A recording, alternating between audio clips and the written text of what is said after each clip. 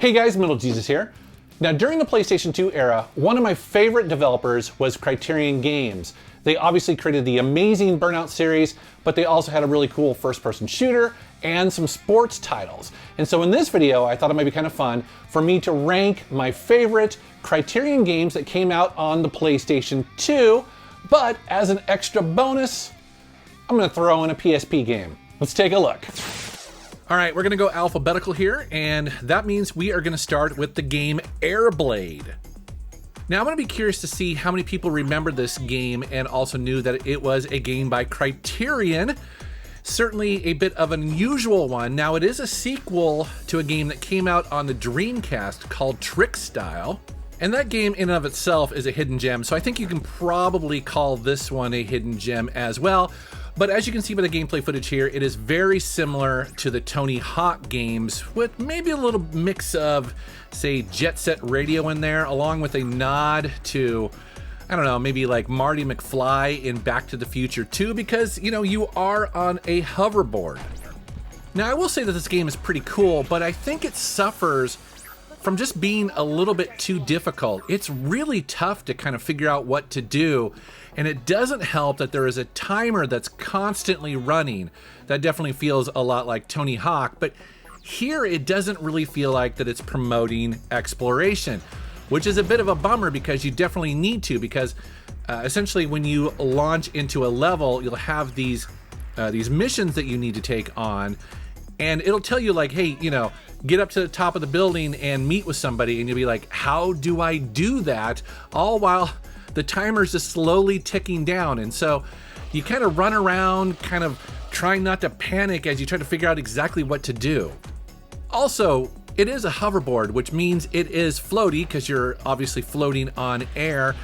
And that can be a bit annoying. I mean, it just feels not very precise, especially again when you compare it to something like Tony Hawk.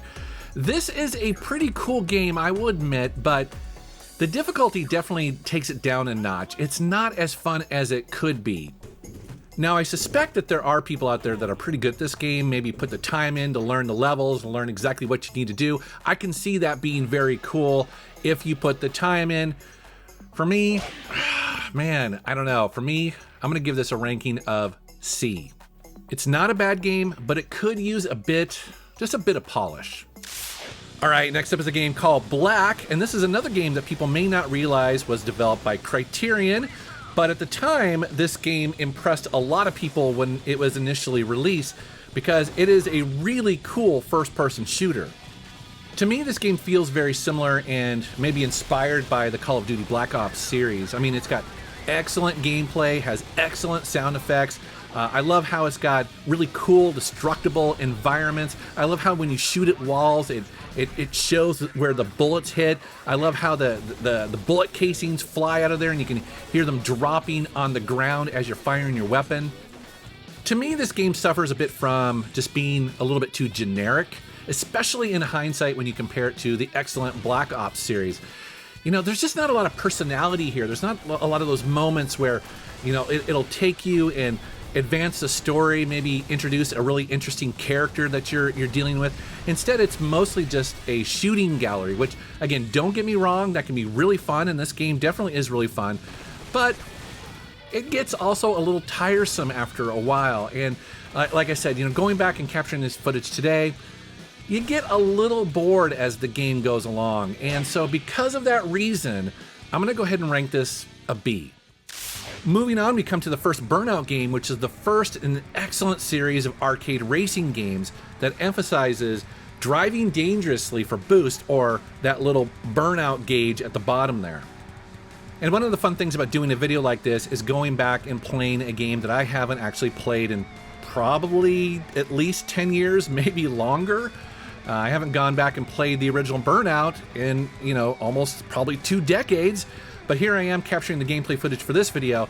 And, you know, a couple things here. One, I was really surprised to see that monetary damage shows up in regular races. That is something that Criterion will expand upon in the upcoming games. But looking back and playing this game today, I'm kind of reminded that this was a rather simple arcade racing game. Almost, you know, dare I say, a budget title. Another thing I noticed about this game right away is that, you want to build up that burnout meter at the bottom there, and you need to do that by driving really close to other cars, but almost too close. It's funny because I've been playing the newer ones for so long. I was kind of surprised at how close I had to get to the other cars just to get a little bit of boost on there. And the thing is, in this game, the very first one, you can't use boost until it gets all the way to the top. So it actually takes quite a while to do that, more than you're used to if you played the newer ones. And so here's the thing about the original Burnout game.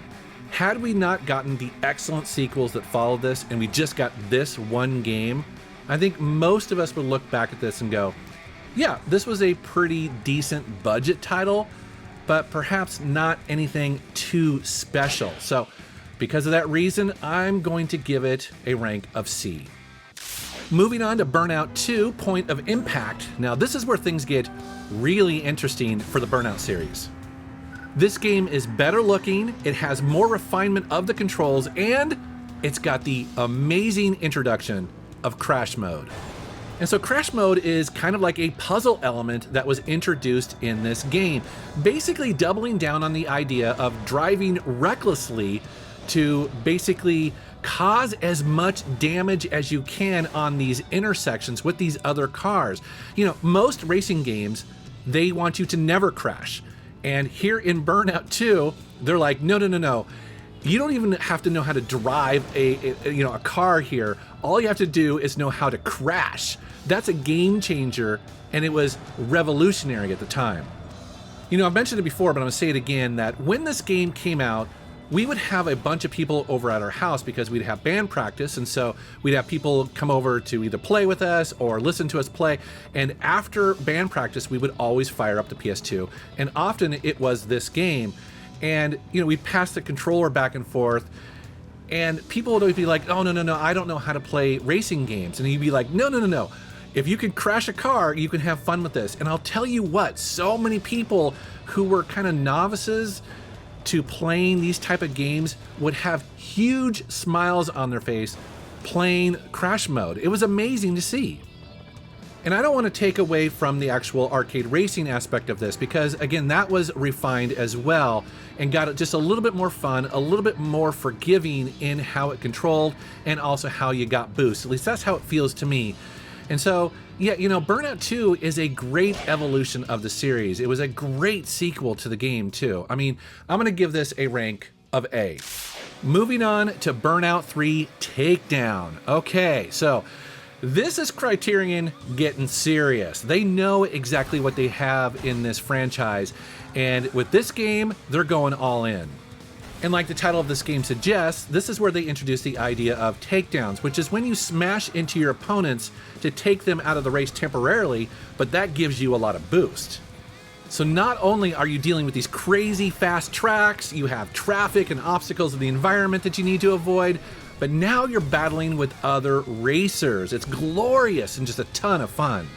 And as you can see by the gameplay footage here, the game got a nice bump up in graphic quality. This is where I feel like the game started to look like a AAA title.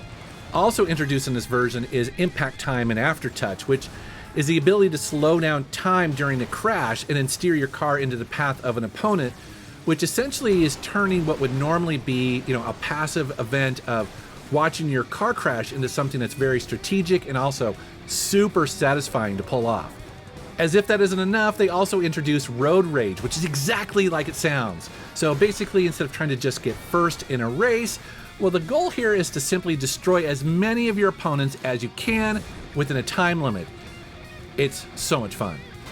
Also, Crash Mode was enhanced here as well, giving you power-ups to boost your car, give you money to add to your score, you get score modifiers, and so much more.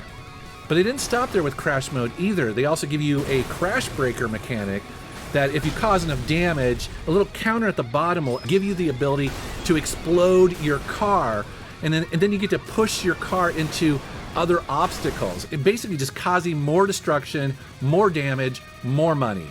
Yeah, it was brilliant. So obviously you can tell that I'm in love with Burnout 3. It's still considered one of the best arcade racing games of all time, and it definitely deserves a ranking of S. Moving on to Burnout Revenge, and this is where things get a little bit interesting because, how do you follow up one of the greatest arcade games ever made? Well, Criterion decided to kind of stick with what made the previous games great, but also mix things up a bit.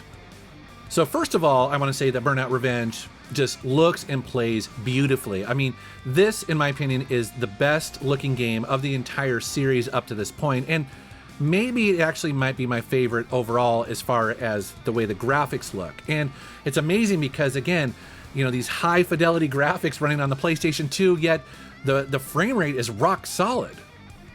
Now, one of the changes that they made with Burnout Revenge is that they added the ability to traffic check cars from behind, essentially allowing you to turn them into weapons against other drivers. Now, this is an interesting mechanic, but one I'm not entirely in love with because, yeah, it can be fun for sure, but it's also a little jarring because every single other racing game on the planet, well, you need to avoid traffic. And so it's really weird to kind of adjust your thinking when it comes to this game. Every time I come back to this, I have to remind myself, like, oh yeah, I can take traffic out from behind. It's cool, but it's also kind of weird. They also added the ability to do a vertical takedown, which I do like this a lot because essentially it's the ability to land on your opponent from above. And for the most part, they designed the levels to kind of take advantage of this.